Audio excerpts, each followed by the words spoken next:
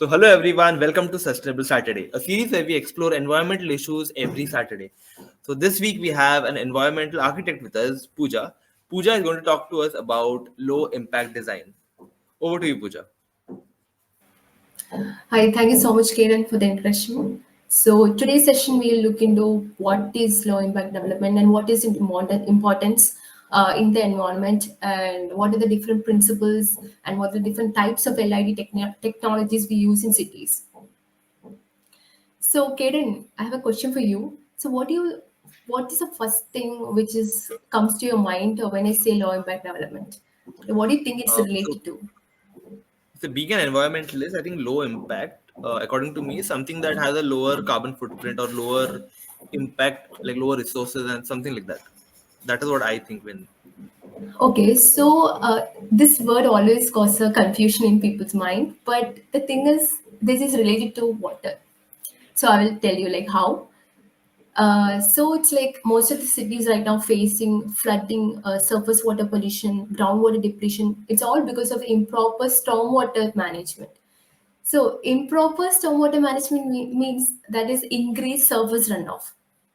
So, do you think it's because uh, of an imbalance in something, the stormwater and the runoff? You know, do you think So, like that? Like, is there some I'm imbalance? Okay, to be honest, I have not put in too much thought into it, but I always thought that. So I've heard of runoff being a problem, Uh not huh. necessarily. So yeah, I've not really thought of So yes, water. so it's basically imbalance in water cycle. So we were in school, we have studied that there is a water cycle. So it's basically whenever there is an imbalance in the process in the water cycle, this will cause so many problems in the environment. So when you look into different process like precipitation, so precipitation will know the water will some of the water will go as a surface runoff, some will go under the to the groundwater table, and with the help of infiltration, and some will evaporate from the water bodies, and also trees are also playing an important role in the environment by transpiration and condensation. So these process will some of the process will get affected, and the whole thing is going to change. So the main thing which is causing this imbalance is urbanization. That is basically the impervious surfaces, that roads, pavements, buildings, whatever thing is which is impervious. This is reducing the infiltration, the natural infiltration, and also increasing the surface runoff. So let's see the influence of urbanization on stormwater runoff. So here you can see two measures. The one is natural ground cover, the other one is impervious cover. That is basically an image of a city where it has less greenery and all, and less the pervious structure. So in the natural ground cover, you can see it's full of bushes and green patches, green tree, like greenery is more of greenery is there. So that evapotranspiration is the process of evaporating the water from the leaves of the trees. So that will improve the coolness around you. But when you look in that image, the second image, you can see the evapotranspiration is only 30%. That is like 10% less, because the green bushes and the green patches very less in the cities, and that is causing a heat stress in the cities.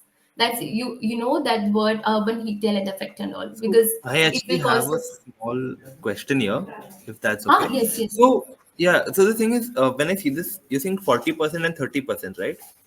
Like on a grand scale, compared to how less trees cities have, 30% does not look like a very big drop. No, no, it's not about the tree, the number of trees. It's about how the heat stress is going to happen. So even if it's 30% evaporation is transpiration is happening, the heat stress is very high.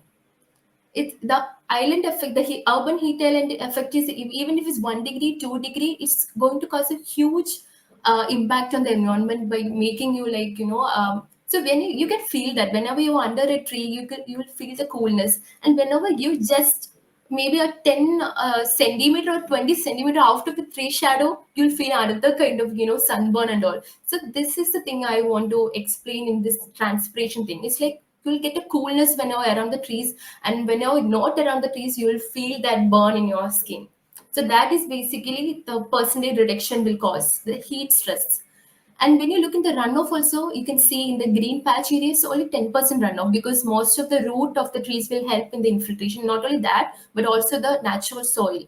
But here in city, you can see 55% runoff means we are not able to manage the water, which you can always see the roads clogging, full clogging of water in the roads and pavements and drainages. It's because of high runoff. And also the infiltration is only 10 percentage, because we are completely packed around with concrete roads and pavements. So when you look in the natural ground cover, it's 25%. Also, 25 deep infiltration is also happening. So this is how the percentage variation is happening. So I will tell you why I've explained this thing in the coming presentation. So it is all these things are going to affect the urban landscape. So this will be the image when you don't properly manage your stormwater. This is And basically Mumbai in every monsoon. yes, yes, not only Mumbai, Pune also. So to control and prevent flooding due to improper stormwater management, cities must provide a collection system. So these collection system which will help in infiltration is all they can together we can call is like low impact development technologies. So what is low impact development then? So that is an innovative land planning and design approach to seek, a, seek and to maintain the site previous, pre-development ecological and hydrological function. That is which I've explained later, like in the early slide that natural cover ground. So when we are trying to mimic that natural process in the cities. So this is basically low impact development. There are some principles we have to look into while implementing these low impact technologies.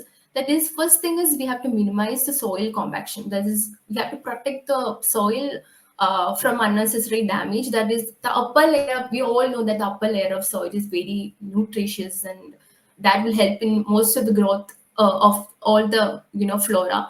So it's very important to protect that and minimize the total disturbance due to construction activities or vegetation removal, grading, and some other kind of site altering activities. And third one is protect sensitive areas. We all know that water bodies, not only water bodies, forest. So these all are they have a huge impact on increasing the carbon sequestration, and also they have a huge impact on reducing the hazards we are going through right now. And conservation development, that is conservation development is a planning method that will conserve all the open spaces, the wildlife habitats and corridors, and enhancing the site features. The fourth one is stormwater disconnection. So, Kaden, we know if we're having a huge building, we know that if we have a contemporary building, there will be like a volume of water which is getting collected in the terrace. So in all the building we can see a pipe will connect the water and we will store somewhere, or we'll just let it go to the road or the pathway. This is another a problem which we are facing, because whenever we connect this kind of water which is collected from the rooftop and we are just letting it go to the the roads, this is again going to the water bodies, and which will again rise and the water table will increase, and this will cause flooding. So in order to avoid these things, we can disconnect the water. For example, a building, then a impervious structure. So again, the infiltration is not happening there. Then we can connect it and given another, we can redirect the water flow instead of connecting with the existing water body. So this will reduce the water logging in cities. Next is protect repairing buffers. That is, or as a environmentalist, that around the water body there will be a natural buffer zone of green buffer zone, and there the ecosystem is enriched. So that is a very important thing to protect those amphibians or insects which is around the water bodies like lake ponds. So that is very important. So nowadays what we do is like we completely take that buffer zone and we will put concrete structures to protect the water, but that is also some affecting the this kind of water rise, because these green patch will help in infiltration and also filtering the plastic and pollutants getting into the water body. So we have to put those kind of buffers and protect natural water flows. So we know, but maybe we have seen in village areas, like we have natural streams, water streams, and natural drains will collect the catchment area. Nowadays, what we do, we will place buildings there, and the natural water drainage are completely gone, and this will also affecting water rise and also flooding. So maybe we can protect the natural water flows by giving a space for the water streams to be in the exact position. Next, we will look into the LED technologies. So again, these technologies can be divided on the basis of its property. For example, we can divide on the basis of infiltration, so how good it is in infiltrating the water, and what are the different technologies which help in transpiration, what are the different technologies which help in storing and reusing it. The first thing is infiltration. So in that we have porous pavements. So you can see in roads and in parking areas we are using impervious things. So in order to reduce the the stormwater runoff, we can provide the porous pavements, which will increase the infiltration by 40 percentage. So I And actually this have a something. So recently they were doing this at some place in Mumbai, and okay, what I seen is paver blocks are a part of this, right? yes, yes. So what these guys were doing is they were pouring cement on an area, and then taking like a mold and drawing it, like putting it on, making a design of a paper block.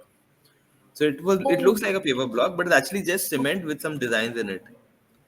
okay, okay. Yeah, so that is like that I think is very pointless because it's still just a block of cement and there's no seeping of It's water. not going to change the situation like we are facing right now. So it's very important to provide those kind of porous payments, and it's So time to change the so situation are right now paper we are. blocks, like how helpful are they? Like are they very helpful or like moderately helpful? Is very Because helpful. So there is a already there is these kind of implementation are done in China. So I don't know where like most of them have heard about this China smart cities. So that is one of the biggest implementation of LID technologies. So the whole city is now changing, and even the water table is groundwater table is increased, and even the water clogging and in the cities and the improper stormwater management, they completely maintain it using the LED technology. So maybe you can go through it and look into how important is giving these porous payments to reduce the water runoff in cities.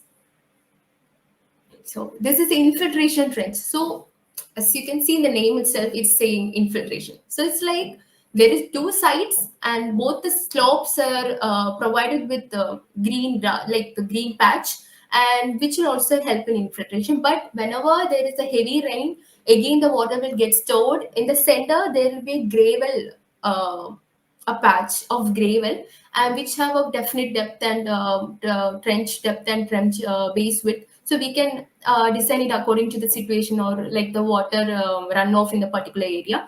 And there, if again the water level is increased, there we can provide a pipe which will connect a porous pipe which connect the water from this infiltrate drain. Then we can reuse it in the city or for car washing or for plantation or vegetation, like whatever landscape situation, you can reuse it. Next is filter strips. So this, as I have said, like green patch is very important in filtering out the pollutants and plastic waste. So it's like this filter strips can be provided in the slopes near to the water body. So this can reduce the velocity of water getting from the road or from the drainage into the water body. So this will some kind of reduce the soil erosion also by giving a patch of greens which can hold the soil and also which can help in infiltration. So next we'll look into the technologies which will help in transpiration. So first one is why we are telling that native landscape is very important, because this can hold more water because they have a luxurious root system, and this can actually hold some more water than the other invasive species. But when you talk about invasive species also, they will tell like invasive species are taking more water from the ground. Yes, they are taking, but they are using it for their own. They are not provided, they are not giving it out. So but the native landscape, they will provide it to the surrounding through transpiration. That is the basic difference between the importance of native landscape in acting as a sponge system in cities. Next is rain garden. So there are different kind of filtering systems which will have multiple importance in ecosystem. So for this rain garden, which will help in increasing the transpiration, also which will decrease the surface runoff by increasing the infiltration rate. So which will act as a horizontal filtration system. That is, you can see in the major image, you can see that stormwater will get into the patch. There they have a zone 1. So from there, zone 2A, which is little more like in the slopy area, and there it will again get filtered. Again it will go to the zone 2B, again in a different, it will little more down, and there it will again get treated. So and this water can be used with the help of drainage pipe. We can collect it and reuse. So this is a horizontal treatment system, and bioswale is a vertical treatment system. Here you can see there are so many layers, vertical layers. It's like you have a grass swale layer, down to that you have a mulch, then you have soil, bioretention soil, then there is a gravel base, and in the gravel we can give a pipe, porous pipe. Again, the water can be collected. If there's abundant water, this water can be collected and reused in the landscape itself. So this is multi-layered vegetation system in biosphere. This is acting as a infiltration. It will help in infiltration as well as transpiration. So it have both the qualities. Next is some technologies will help in storing the water. So as you know, we in cities we don't have that much of space to provide a big tank. So in that case, we can use rain barrel.